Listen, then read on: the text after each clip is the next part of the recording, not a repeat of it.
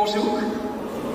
Alors, hier, j'ai rappelé comment Jean-Marie Élie Seddon, je ne sais pas si vous vous souvenez, un rabbin juif ultra-orthodoxe, s'était converti au catholicisme en 2008 et il a témoigné dans un livre qui s'appelle « De la kippa à la croix ».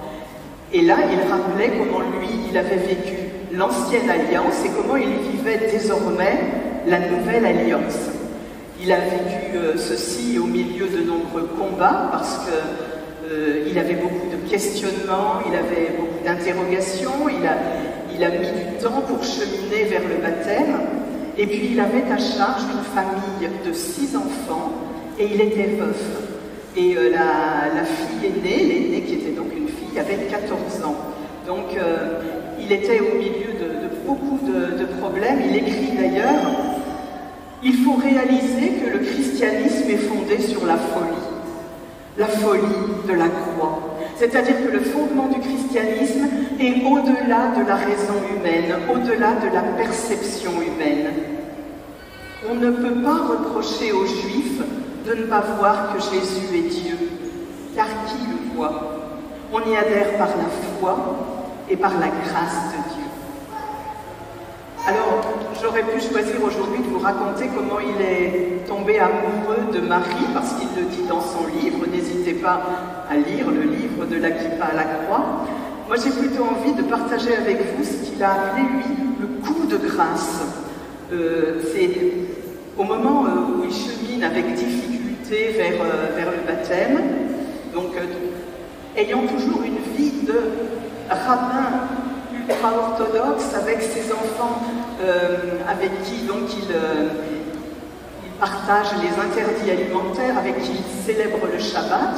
Et là, il décide pour la Pentecôte, le week-end de Pentecôte, d'aller faire une retraite dans un monastère tenu par des religieuses, un monastère catholique.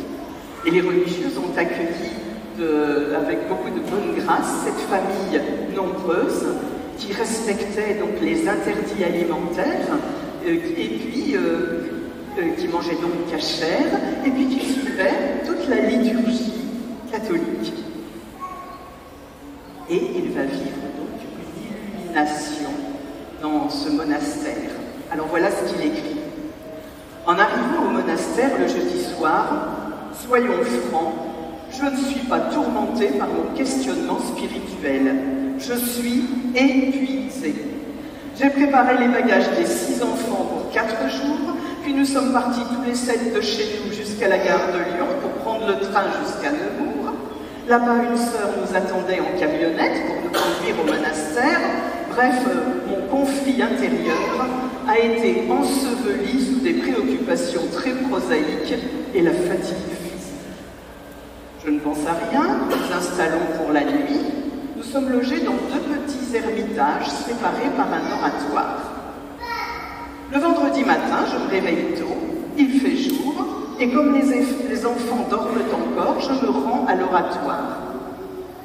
En entrant dans la chapelle, j'aperçois au fond une croix byzantine.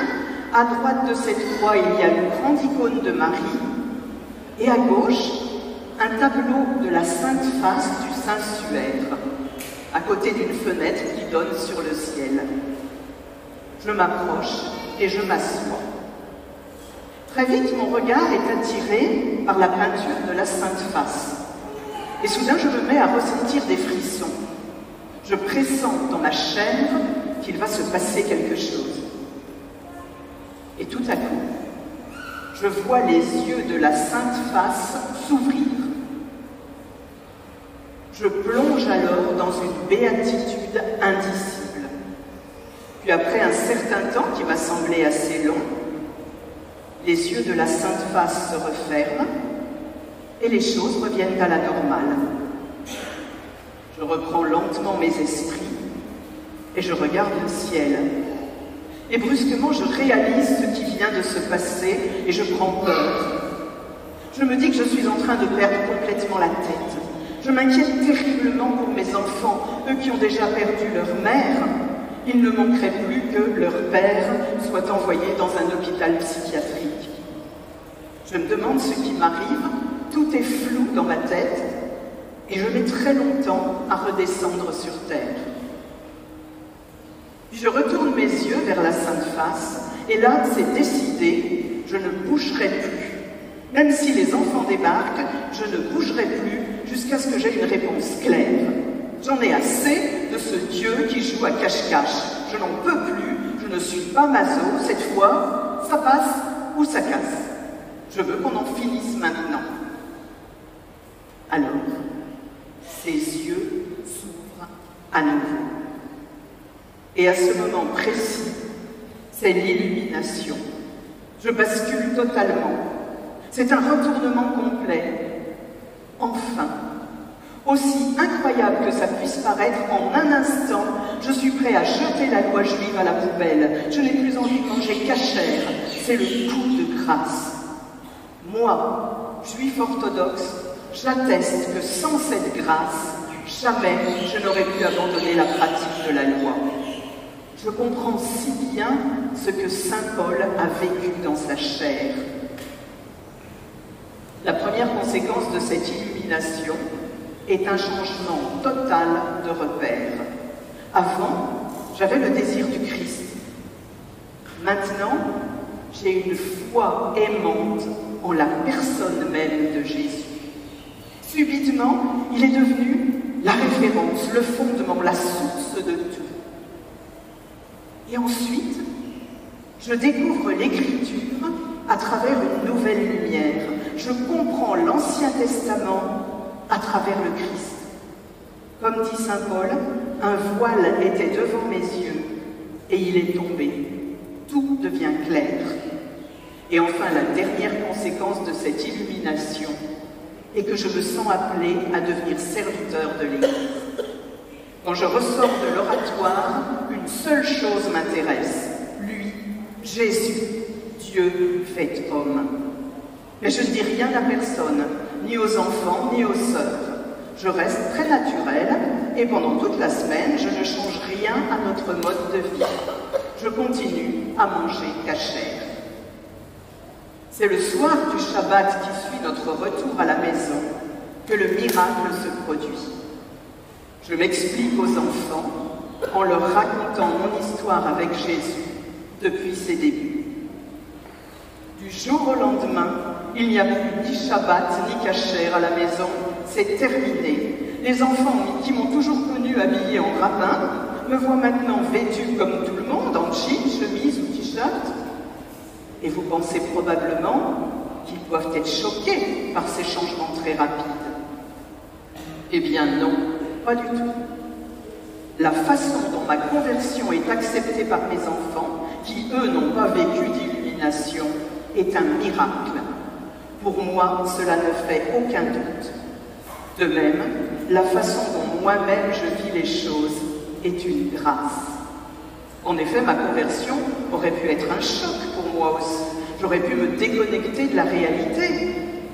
Bien maintenant, je reprends une vie normale et je garde les pieds sur terre. Je reste un homme équilibré. Le surnaturel ne vient pas détruire le naturel. On me demande parfois ce que cette conversion a changé dans ma vie, dit Jean-Marie Elisée. Ma conversion a changé le regard que je porte sur les hommes. L'homme ne peut pas vivre sans amour. Sa vie est privée de sens s'il ne reçoit pas la révélation de l'amour, s'il ne rencontre pas l'amour de Dieu pour lui. En devenant chrétien, j'ai appris à aimer l'autre, l'autre en tant que tel, et pas seulement parce qu'il est membre de ma communauté. Cela a été une révolution, une nouvelle naissance intérieure. Ça m'a donné un regard neuf, un cœur neuf, des sentiments neufs.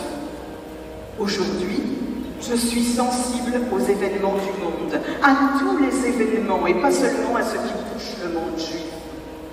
Et je prie de tout cœur pour le monde. Je prie lorsqu'il y a des êtres humains qui souffrent de par le monde. On ne m'avait pas éduqué ainsi. J'ai maintenant cette grâce d'aimer tout le monde, sans sélection, pour aimer tout être humain on a besoin de la grâce de Dieu. Sinon, c'est impossible. Voilà donc ce que dit Jean-Marie Élisée Dupont. Et c'est vrai que c'est en prenant conscience de l'amour de Dieu pour nous que nous aussi, nous allons avoir envie de lui redonner cet amour, de l'aimer avec passion de tout notre cœur, de toute notre âme, de toute notre pensée, de toute notre force. Et puis cet amour que nous recevons, que nous lui redonnons, eh bien nous allons avoir envie de le redonner aux autres. Et nous allons aimer notre prochain comme nous-mêmes, mais nous allons l'aimer tel qu'il est. Et ça change tout dans notre vie. Nous n'allons pas avoir envie de changer l'autre, nous allons l'aimer tel qu'il est. Alors, notre rencontre avec Jésus, oui, change tout dans notre vie. Oui, Seigneur, nous voulons te voir. Nous voulons que tu viennes répandre ton amour dans nos cœurs. Alors, Seigneur, nous t'en supplions, ouvre les yeux